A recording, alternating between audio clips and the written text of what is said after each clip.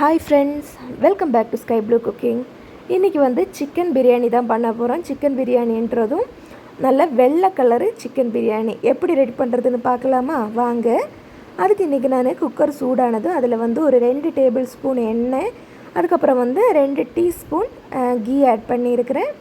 Add பண்ணிவிட்டு இதில் வந்து பட்டை, லவங்கம், சோம்பு, அதுக்கப்புறம் வந்து பெப்பரு, பிரியாணி இலை அதெல்லாம் ஆட் பண்ணியிருக்கிறேன். ஸ்பைசஸ் எல்லாம் ஆட் பண்ணிவிட்டு இதில் வந்து நம்ம வெங்காயம் நீல வாக்கில் கட் பண்ணி வச்சுருக்கிற ஒரு பெரிய சைஸ் வெங்காயம் கட் பண்ணி அதையும் ஆட் பண்ணியிருக்கிறேன். இப்போது காரத்துக்கு ஏற்ற பச்சை மிளகா, நம்ம இன்றைக்கி மிளகாத்தூள் எதுவுமே ஆட் பண்ணலை, அதனால் பச்சை மிளகா வந்து காரத்துக்கு ஏற்றது ஆட் பண்ணிக்கலாம். நான் இன்றைக்கி ஒரு 5 பச்சை மிளகா எடுத்துருக்கிறேன். இந்த மாதிரி நீளத்தில் கட் பண்ணி வச்சுருக்கிறேன். இதையும் இதோட ஆட் பண்ணதுக்கப்புறமா நம்ம வந்து இது நல்லா மிக்ஸ் பண்ணி விட்டுக்கலாம்.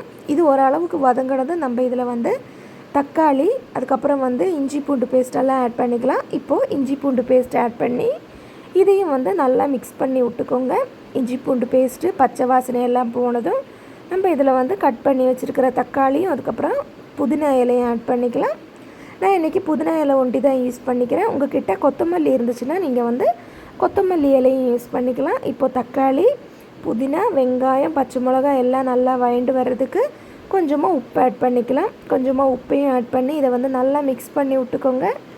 இதை நல்லா மிக்ஸ் பண்ணி விட்டதுக்கப்புறமா நம்ம வந்து இதில் மசாலா பொடிங்க ஆட் பண்ணிக்கலாம்.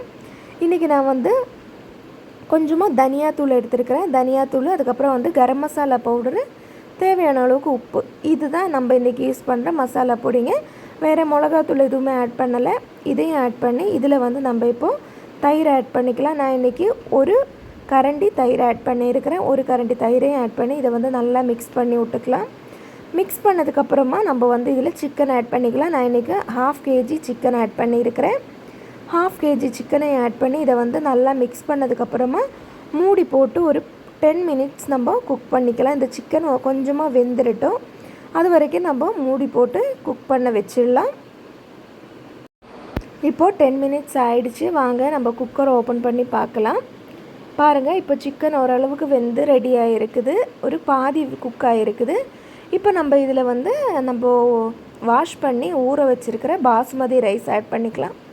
நான் இன்றைக்கி 1 கப்பு பாஸ்மதி ரைஸ் எடுத்துருக்கிறேன். 1 கப்பு பாஸ்மதி ரைஸுக்கு நீங்கள் 1.5 கப்பு தண்ணி ஆட் பண்ணியிருக்கிறேன். இது வந்து அரை மணி நேரம் முன்னாடியே வந்து வாஷ் பண்ணி ஊற வச்ச பாஸ்மதி ரைஸு. இப்போது அரிசியை இதோட ஆட் பண்ணதுக்கப்புறமா நல்லா ஒரு வாட்டி மிக்ஸ் பண்ணிவிட்டு நம்ம வந்து இதில் வந்து தண்ணி ஆட் பண்ணிக்கலாம். தண்ணி ஆட் பண்ணி இதை வந்து நல்லா மிக்ஸ் பண்ணதுக்கப்புறமா சால்ட் இருக்குதான்னு செக் பண்ணி பார்த்ததுக்கப்புறம் சால்ட் இல்லைன்னா நம்ம கொஞ்சம் சால்ட் ஆட் பண்ணி கொடுத்துடலாம். பாருங்கள், இப்போ இது நல்லா மூடி போட்டு ஒரு 2 விசில் போட்டு எடுத்தேன்னா நம்ம சிக்கன் வெள்ளை கலர் பிரியாணி ரெடி ஆகிடும். இந்த மாதிரி நீங்களும் உங்கள் வீட்டில் ட்ரை பண்ணி பாருங்கள். குழந்தைங்க எல்லாம் நல்லா விரும்பி சாப்பிடுவாங்க. இது பாருங்கள், 2 விசில் வந்துச்சு. ஓப்பன் பண்ணி காட்டுறேன். இதை பாருங்கள், நல்லா சிம்பிளாக வந்து வீட்லேயே வந்து நம்ம சிக்கன் பிரியாணி ரெடி பண்ணிட்டோம். இந்த மாதிரி நீங்கள் ட்ரை பண்ணி பார்த்துட்டு உங்களுக்கு இந்த ரெசிபி பிடிச்சிருந்தா நீங்கள் வந்து இந்த வீடியோவுக்கு லைக் பண்ணுங்கள், ஷேர் பண்ணுங்கள், மறக்காமல் சப்ஸ்கிரைப் பண்ணுங்கள். தேங்க்யூ ஃபார் வாட்சிங். பாய்.